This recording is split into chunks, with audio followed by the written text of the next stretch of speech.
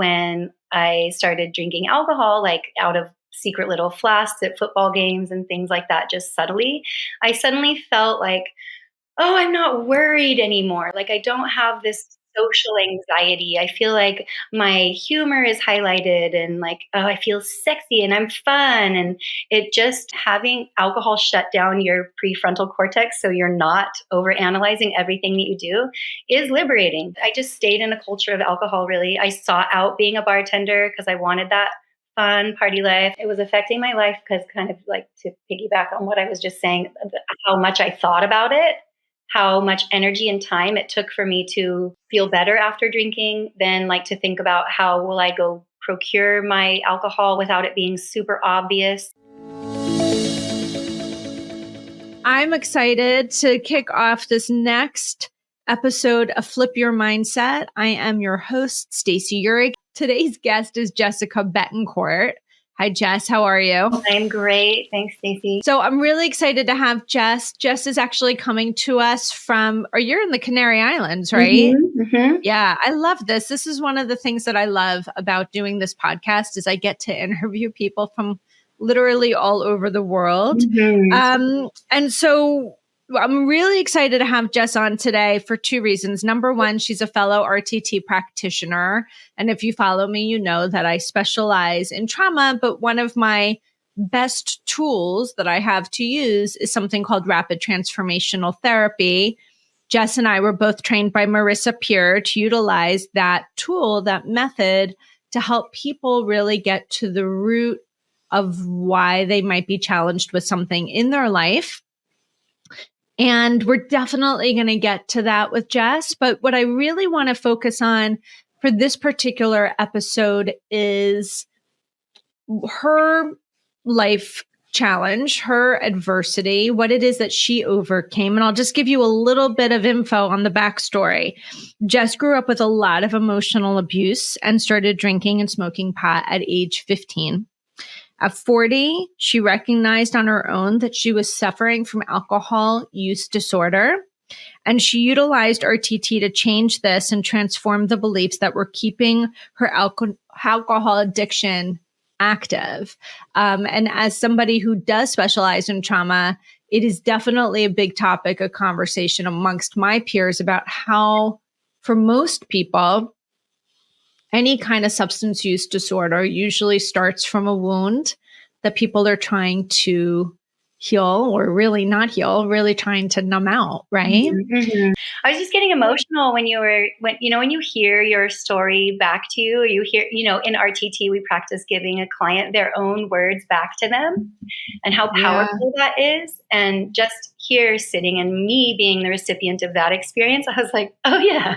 And it just like moved me and stirred me, because that's when you feel the truth with your body, it really moves and stirs your emotions, and it's so powerful. And I love that about our bodies and about being alive, and how we're so receptive to the power, the vibration of the truth, if it comes in words or imagery or the form of another person. And I think that that's a big part of what you and I do, because you know your truth and you trust your knowing, right? Like we know the facts of your story, and we're going to get to that. But what's so hard, and what I think you and I as hypnotherapists do, is help people recognize some of the things that they're telling themselves are actually not truth.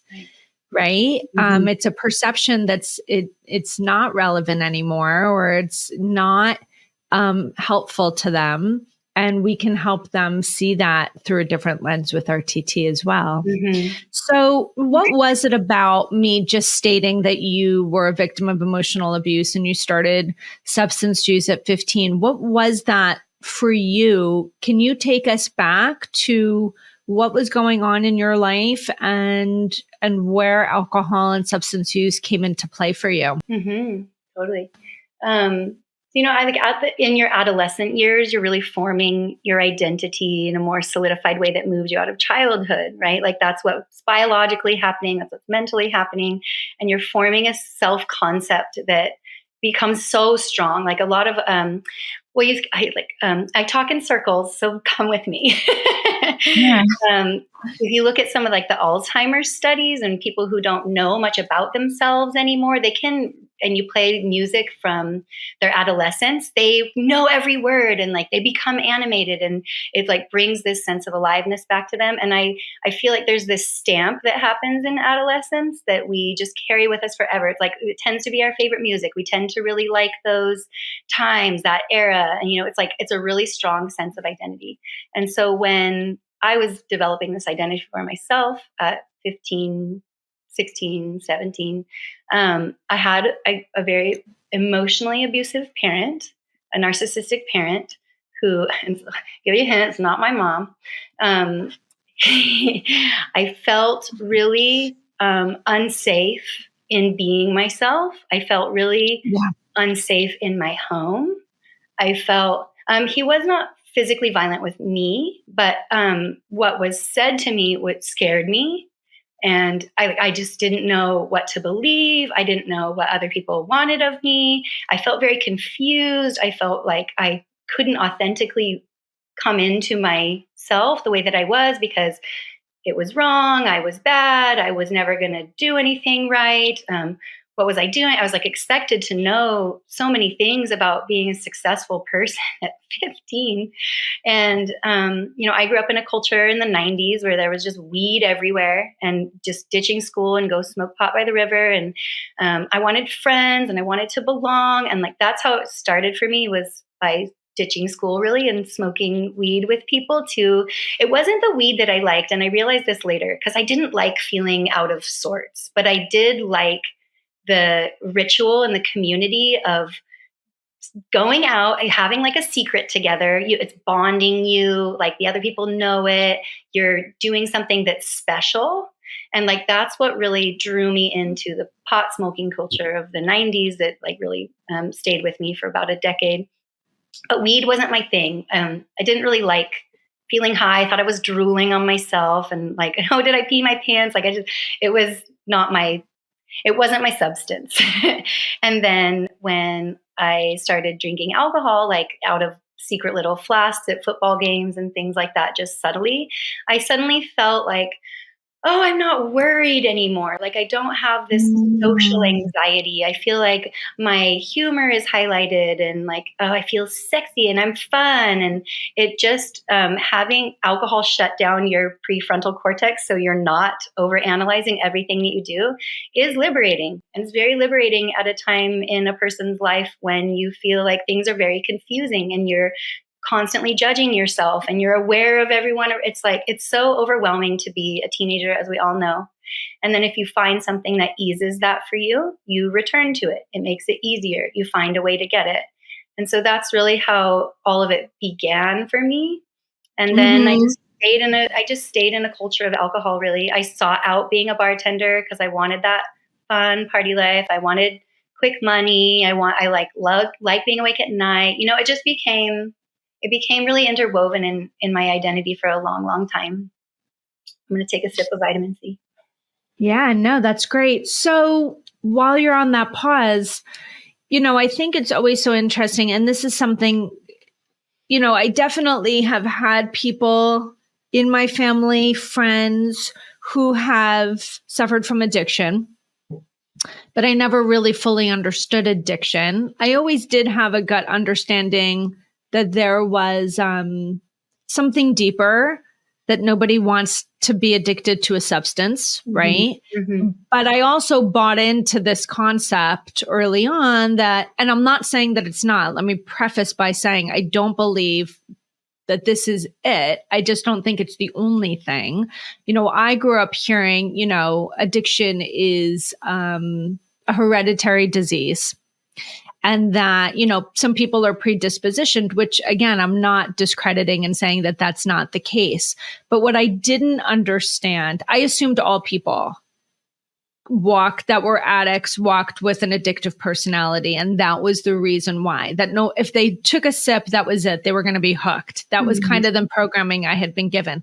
I never really fully understood that alcohol use disorder, as you shared it, and that's the way that I'm trained in understanding any kind of substance use, right? It's a use disorder. You lose control of being able to control how much you take in or how little you take in. Really is so much more of a wound, right? Like trying to walk away from a certain feeling or numb out from a certain feeling that's often rooted in not enoughness, right? Or trying to run away from some sort of painful experience that you haven't learned how to process. And what I've also learned is that it starts as very adaptive, right? And you said, I everywhere I am at home, it's not enough. I can't show up in my authentic self and just be, I have to kind of shapeshift because no matter how I show up, it's wrong. It's not enough. It's questioned. It's berated, but yet you want to be in that authentic alignment. So there's a part of the substance use that allows you to let go of all of the judgment and really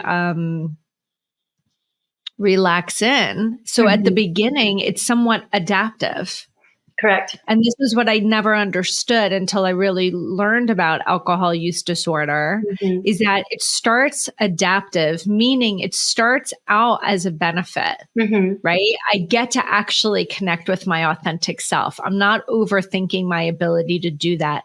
I can just relax. I don't have to have that worry. I get more creative. I gain that confidence. I care about myself a little bit more until what? What then happens, Jess?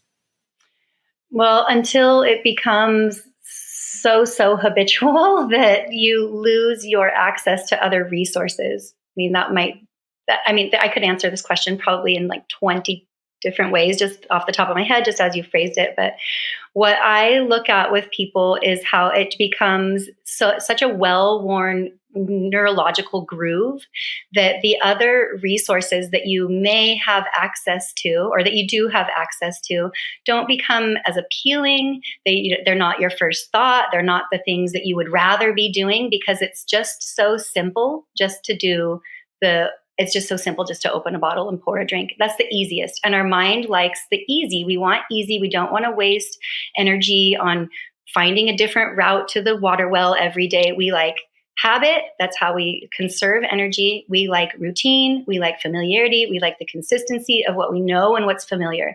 And even if it becomes, so it does start out as an adaptive habit. Yes. And that's why we rationalize that it's good for us, or that it's okay when 20, 30 years later, you get a hangover from 2 glasses of wine and you can't figure it out what's happened, or you're losing your capacity to feel joyful in simple things, or you just can't get the buzz that you used to. This is like the turning point of almost everybody that I work with, is in this place of where they notice that they have just taken it for granted, that they've leaned on this crutch, this expectancy to have alcohol make it be easy and make it be okay.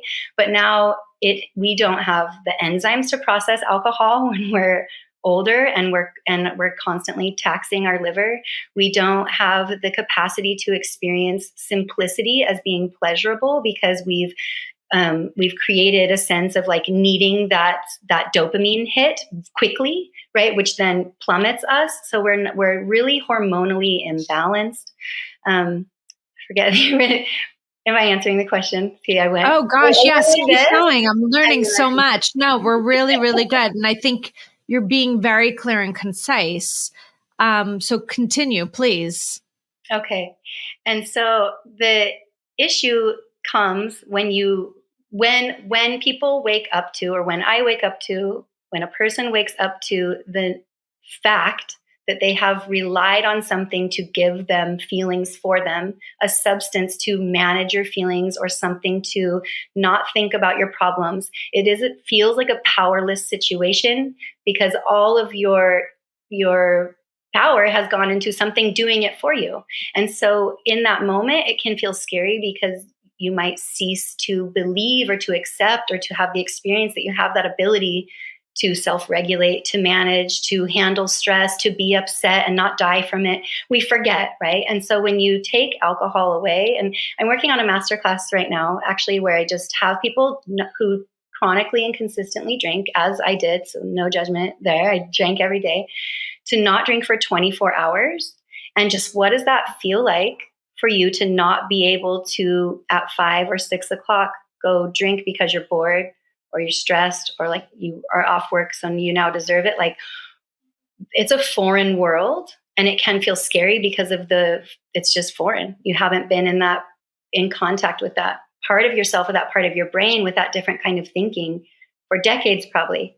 Most of the people that I work with, this is their exact profile, right? And so it becomes like an experiment in how you can recreate self-awareness in a way that feels safe and your nervous system can adapt, which is why I'm not a sober person. I don't call myself sober, but I haven't drank in weeks. And I just don't have plans for drinking or not drinking, which is exactly what I wanted. Because it's not like I'll never have a glass of wine or I'll never go have a margarita with a taco or whatever. It's more about the thinking, the energy, the thought process, all of the stuff that goes into having an addiction is so not only time consuming and money consuming, it's like all consuming. It's life consuming. Mm-hmm. And we really, if you're in an addiction or you know someone who has been or you've come out of one, then you understand what that feels like. It's all consuming. I thought about it all day. I would wake up, I would feel maybe from like some spectrum of not good to awful, and then remedy that till about noon, and then maybe try and work out. So I made myself feel better about when I was going to go drink again at 5. And all of this while having a career and kids and like aging parents. And it becomes to a point where I realized, oh my God, I'm not 15 anymore. And that was actually a realization I had in my RTT session, which was like the breakthrough session for me of this happening.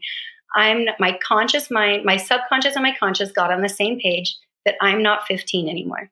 And I don't have the same problems that I did at that time.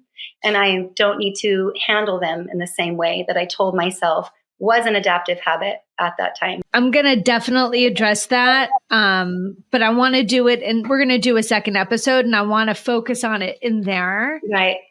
Because I could go off on that and have like a whole conversation about that part of you. Right. And I'm going to really want to address that. But one question I have for you is, were people coming to you and saying that they were concerned about the level that you were drinking? Or was this something that was brought to you by yourself?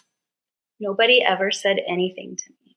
And that's kind of why I ask. Like, you have these two ends of the spectrum, right? Mm-hmm. One where you've got this high functioning person, nobody really realizes what's going on, but yet it's completely controlling your life. Mm-hmm. To the other end of the spectrum where everybody can blatantly see this is a challenge for this person and they're having a problem. And I also don't want to gloss over the fact that you said you're not a sober person. And I've had people that have come to work with me with the RTT that have said, listen, I don't want to necessarily give up alcohol. I want to learn how to moderate it. Mm-hmm. Right. And so there's a whole conversation to be had about that. So the first I want to answer is, how was it affecting your life, but yet in a way that people did not recognize it was affecting your life that way? So to answer the first part of that question, it was affecting my life because, kind of like to piggyback on what I was just saying, how much I thought about it, how much energy and time it took for me to feel better after drinking, then like to think about how will I go procure my alcohol without it being super obvious? How will I drink this whole bottle without people noticing that I'm like wanting more than a glass of this bottle that I'm sharing with other people? Like the behaviors that you don't really know are secret, but you wouldn't out loud say, oh, I have anxiety in this restaurant because the waiter's not coming fast enough to bring me my wine. Like those types of things that you're just quiet about. That was my style. I definitely know people who would have been like, where the F is this waiter? And like, that's a little bit more extroverted expression of the addiction. But I didn't even know. Here's the thing, Stacey. I didn't even know. I did not know that I was addicted. I thought I just really like to drink wine, and this is what that looks like. This is what that looks like. Like, I drink wine. Do you That's who think I am. addiction, the title addiction, the label addiction is like self-created for the person? Because there's been a lot of talk about that as well. Self-created by the person? Meaning like people self-diagnose addiction. Mm-hmm. Mm-hmm. Right? Yeah, for sure. So would you say that that's accurate? Yes, I think, yeah, it's accurate. People definitely do that. I'm going to plug my computer in. I don't like or use that term when I work with people. I never call anybody that. I don't call myself that, but like from an objective standpoint, if I were to read this story or like this transcript of what I'm talking about with you, I would say, oh, that person was addicted to alcohol for sure. Mm-hmm. And I don't want to give any power or sway to labeling myself in that way. Right. It's not useful to me. Yeah.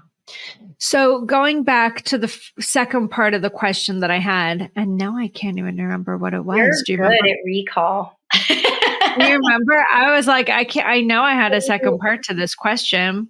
How did you know? Oh, and then how did I go about being that way without people noticing? Yeah. Yeah, that's a great question. It's a great question. I did it because I can see now differently than when I saw when I was in it, but I did it because this subconscious, deeper knowing part of me was like, this is out of alignment.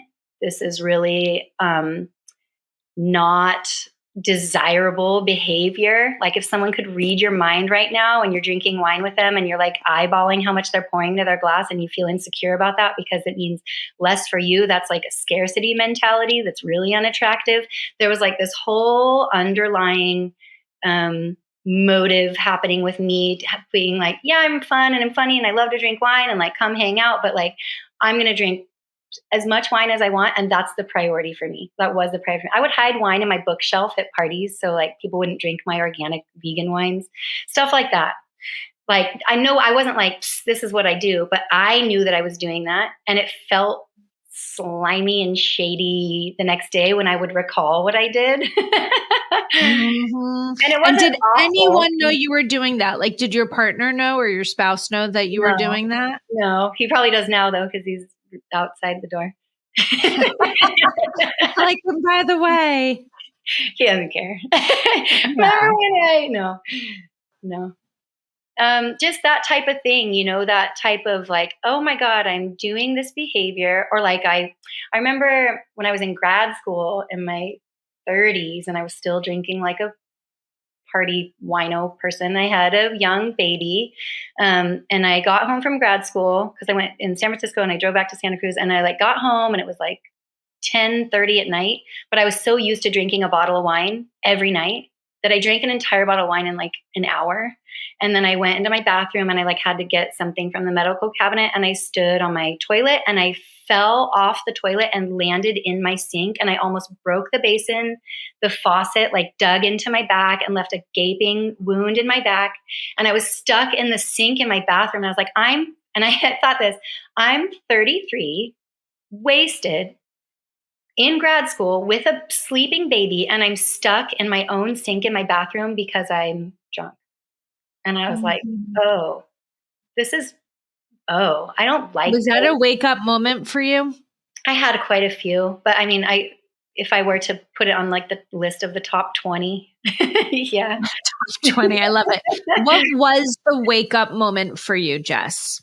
Oh, well, kids will, you're a mom. The kids will show you where you can stand some more growth or where it's needed.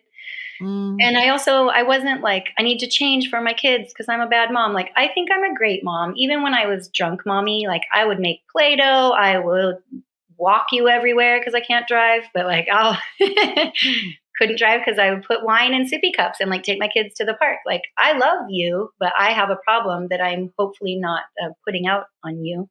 But one day I woke up, this is awful. And it was like late 2020, and we had just moved abroad, and my kids were in a new school, and my husband couldn't take my kids to school. And I had severe driving anxiety for like 10 years because I drank all the time. And I was just like, oh, it's because I was in a car accident. I have driving anxiety. But what I realized is that I had heightened chronic anxiety all the time because I drank every night. And it was like my nervous system was always trying to catch up. So I just didn't drive because it scared. I would sweat and I'd be like, I'm just a bad driver. It's like, no, you're hungover. Be real. Like, you can't drive because you're not safe to drive. It's not because you have a chronic anxiety condition. Well, they go hand in hand, right? And so I woke up and I felt super nauseous. And I was like, oh my God, I have to get them to school. And there were 3 of them at the time. And I got them ready. I was like, felt like I was going to throw, and only from wine. I like didn't go out and do shots at the bar. It was just me drinking wine by myself in copious amounts. And I had to drive them to school, and it was raining. And I was so scared. I was like, I'm going to get hurt. I'm going to hurt them. This is so bad. This is so awful. I can't even take my kids to school. Yeah. And it just sucked so bad. I was like, I can't continue to tell myself that it's okay that I'm doing this when now other people, my most beloved people, I could put them in danger, or like, what if something happens to them and I have to drive them to the hospital, or like all these things of like life flashing forward. It kind of happened like that, but maybe not in that moment, but like life flashing forward of, if nothing changes and I continue to do this, what happens to them and what happens to me? And it like, am I just wasting my life because I tell myself I find so much pleasure in drinking wine at night? Like, is that a fair trade-off? I had to figure it out. And I had been trained already in RTT. And I was working with people for depression and anxiety, but I never, ever asked my clients to question their drinking ever, because I hadn't done it for myself. All right. As we wrap this up, and know, guys, that we're going to have an episode 2. And that episode 2, we're going to be talking about, how did Jess utilize a tool that we're both very familiar with called Rapid Transformational Therapy to help her gain a deeper understanding of why this part of her was so strong in her system, and how did it allow her to transform into where she is today. But as we wrap up, Jess, if somebody's really moved by your story, I know that you're a hypnotherapist, but you're also an addiction coach. How can somebody find more information about you? Yeah, I changed my handle and everything to the Mindful Drinking Movement. So you can find me on Instagram under that name, the Mindful Drinking Movement. And I also have a private Facebook group for people who find themselves in this kind of position where you want a reevaluation of your relationship with alcohol. It's not necessarily that you're making hard decisions about it. I mean, if you are in medical emergency, I will help you too. You want my help. But my niche is more in like the gray area drinking sector of people who are like, I'm not in life or death, but like, I definitely don't want to live like this. Yeah, I love it. So guys, again, it'll be in the show notes, but on Instagram, it's the Mindful Drinking Movement. Jess Betancourt coming to us live from the Canary Islands. What a beautiful way to live. Thank you so much, Jess. We really, really appreciated having you on, and we're looking forward to episode 2 with you.